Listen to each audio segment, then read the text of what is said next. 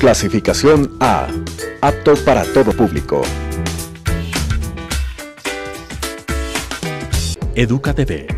Educación por televisión. Educación de calidad. Muy buenas, como siempre, un gusto estar acompañándote en Educa TV a través de la señal de Telesucesos Canal 29. Soy Nivaldo Machín de la Noval y continuamos compartiendo esos temas que nos apasionan, esos temas que podemos tener en común para poder conversar y sobre todo para poder pensar el mundo en el que vivimos, un mundo que puede y debe ser mejor.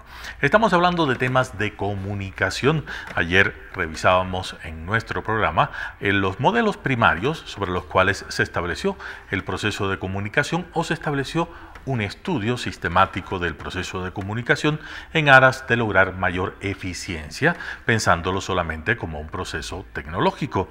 Entonces, habíamos visto en los esquemas aristotélicos y de Shannon y Weaver que había un emisor y un receptor, un mensaje y un canal, y que además se consideraba el ruido como todo aquello que dificultaba el proceso de llegada del mensaje desde el emisor hasta el receptor.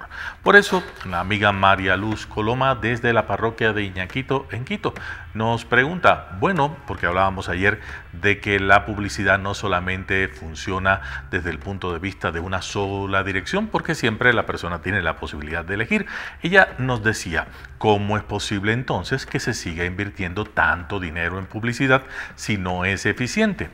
Hay que pensar que no es que la publicidad no sea eficiente, sino que la publicidad no se puede pensar en una sola dirección, porque en la decisión de compra, que es lo que finalmente lleva a que una persona adquiera un bien o servicio, que es el objetivo de la publicidad, interfieren muchísimos factores e intervienen muchísimos elementos al momento de tomar esta decisión. Entonces, puede ser que en una persona ver una publicidad le incite a comprar eso que se anuncia en la publicidad. Puede ser, de hecho lo es, porque permite a muchas empresas mantener sus niveles a nivel internacional, sus niveles de ventas en millones y millones de dólares. Quiere decir, en ese punto funciona porque hay una tradición en el producto. A veces no somos conscientes en el momento en que realizamos la compra y lo hacemos por un hábito de consumo. Quiere decir, usted toma un tipo específico de gaseosa y siempre consumirá ese tipo de gaseosa porque es el que habitualmente le sienta bien. No necesariamente es la publicidad la que hace que usted consuma, sino el hábito de consumo. Además, puede ser en otros casos, por ejemplo, que a usted le quieran vender un auto lujoso. Imagínese un auto que cuesta cientos de millones de dólares. Entonces, $100,000, $120,000, hay autos así de caros. Entonces, me quieren vender el auto. El auto me parece fantástico. El auto me parece maravilloso, pero tengo un problema. No tengo los $120,000 o los $150,000 o los $200,000 para comprarme el auto. Entonces la decisión de compra, por muy efectiva que sea la publicidad, choca contra una realidad que es mi capacidad de compra.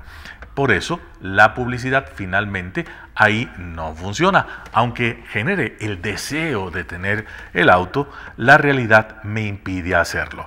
En este caso puede ser que no.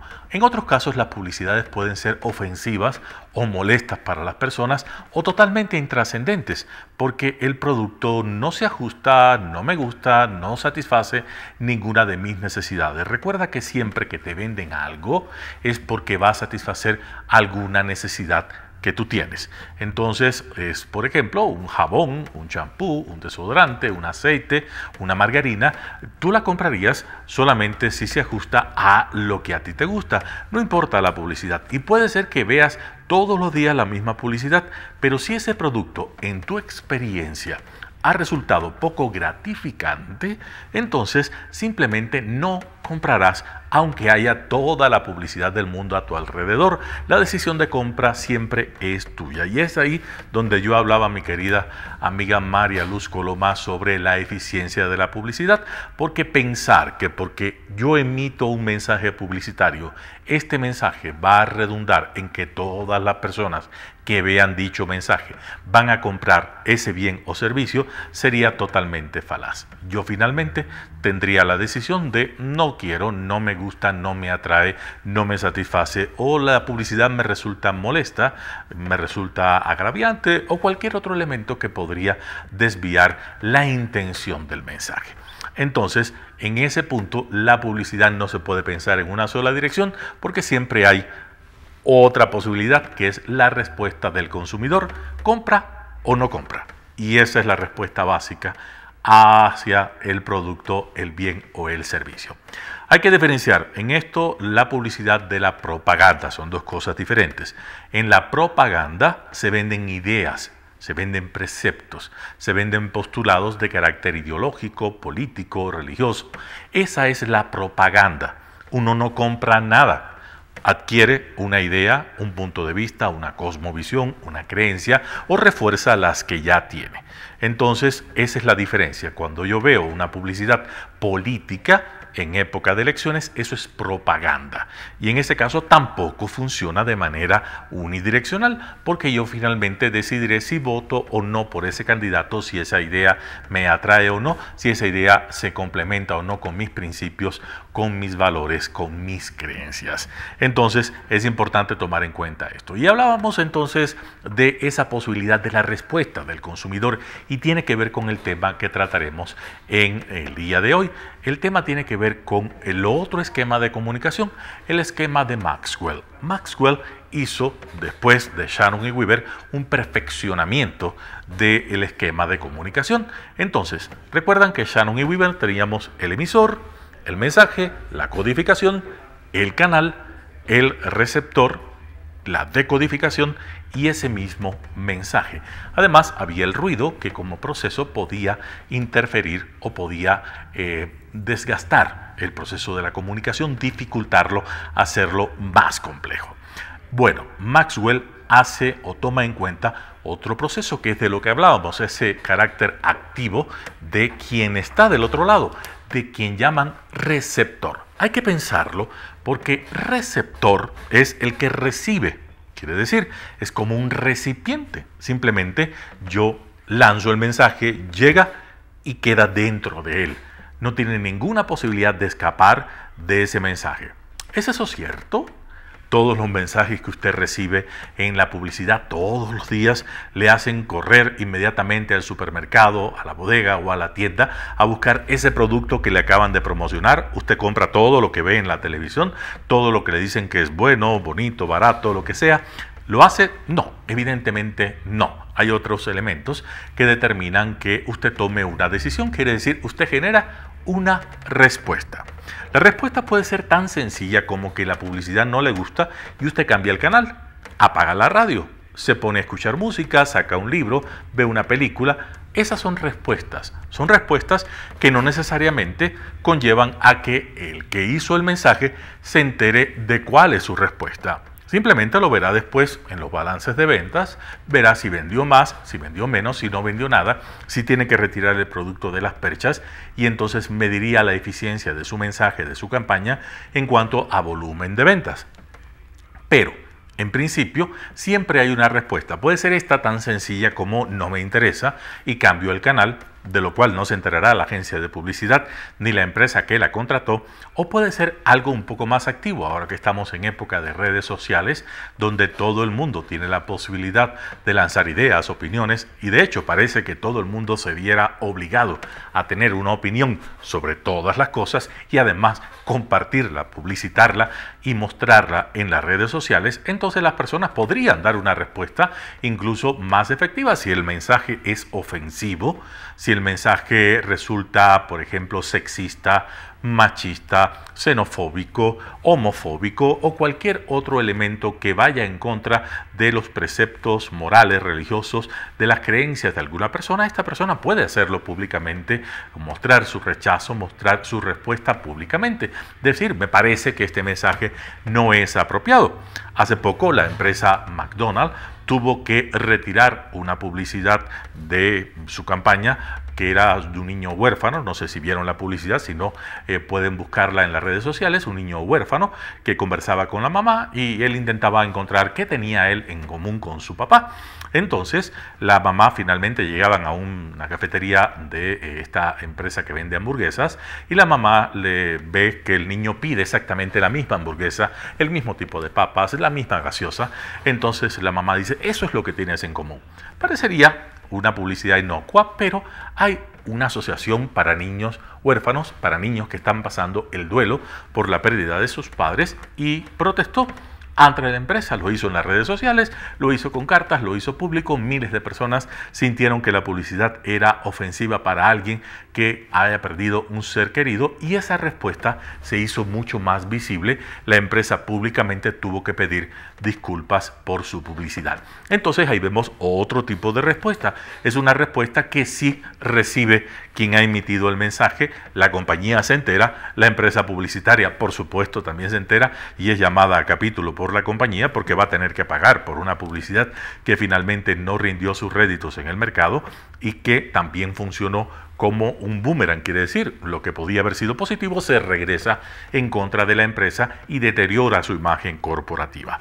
Cuando vemos esto, este tipo de respuesta, este tipo de retroalimentación es lo que vemos en las redes sociales cuando hay crisis en las empresas. Muchas empresas tienen que aprender a manejar las crisis porque ya la respuesta no es tan sencilla como cambio el canal. La gente manda tweets, la gente manda mensajes, pone fotos, comparte contenidos, genera asociaciones, genera redes en las cuales comparten las posiciones, los puntos de vista, quienes se sienten ofendidos o afectados por alguna publicidad, y entonces se genera lo que Maxwell llamaba la retroalimentación.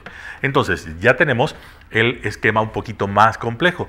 Tenemos el emisor. Este emisor crea un mensaje, codifica el mensaje, lo envía por el canal. Tenemos el ruido que podría interferir en la transmisión o recepción del mensaje. Del otro lado tenemos al receptor, que ya vemos que no es un receptor, sino es un destinatario.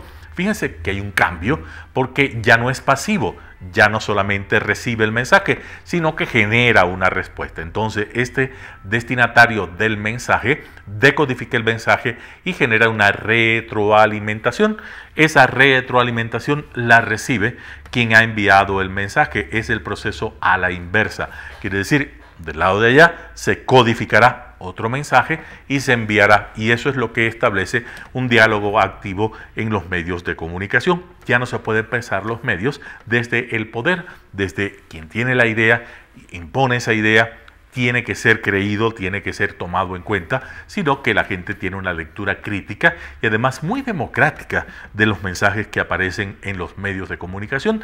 Cuando hablo de democracia, lo pongo entre comillas, por supuesto, porque tiene que ver con el acceso a Internet, el acceso a redes, la posibilidad de compartir, pero parecería, al menos en teoría, que todos tenemos la posibilidad de generar esos contenidos. Sabemos que después en las redes hay todo un sistema para la búsqueda, la clasificación de los contenidos, la colocación de esos contenidos en una posición prioritaria, y los buscadores también cobran dinero por esto, por colocar los contenidos. Cuando uno hace en un buscador cualquiera, pone un contenido, entonces aparece primero, segundo, tercero. Ves que aparece una lista, ¿no? Y puede aparecer en el puesto 500 o puede aparecer en el puesto 1. ¿Qué determina que algo aparezca en el 1 y no en el 500?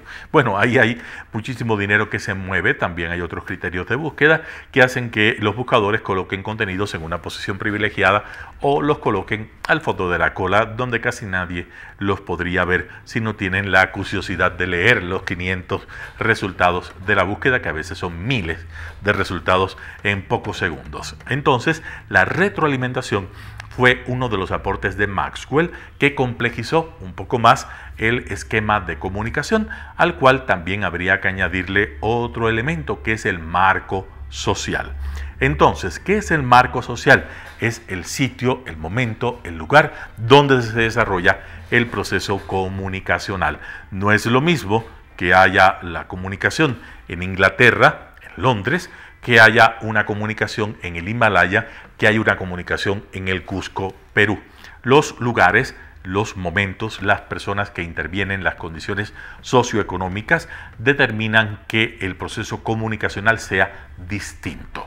Entonces, no determina el proceso de comunicación, pero sí influye en cómo se desarrolla este proceso. Así que la comunicación es un proceso dinámico y las personas generan respuestas y además estas respuestas dependerán del contexto en el cual se desarrolla. No por gusto, el pensador José Ortega y Gasset decía: somos nosotros y nuestras circunstancias. Quiere decir, todos los procesos tenemos que analizarlos en su contexto. Lo contrario sería totalmente injusto. Intentar entender un proceso de comunicación, incluso dentro de la misma ciudad de Quito, no es igual en una ciudadela que se ubique al sur de la ciudad que en uno de los barrios más exquisitos de la urbe. Entonces ahí median muchísimos elementos culturales, como te decía, económicos, políticos, religiosos, que hacen que se entienda el mensaje de una manera o que se entienda de otra, y que la respuesta sea una o sea la otra. Así que complejizamos un poquito más el proceso de comunicación. En este proceso ya añadimos un elemento nuevo. Ya no solamente teníamos el emisor y el receptor, que no es receptor sino destinatario, porque tiene una posición mucho más activa, y ahora tenemos el proceso de la retroalimentación, quiere decir la respuesta, o en inglés le llaman feedback, cuando yo genero esa respuesta en sentido contrario y quien mandó el mensaje lo recibe. Por eso los medios cada día se cuidan más de qué dicen.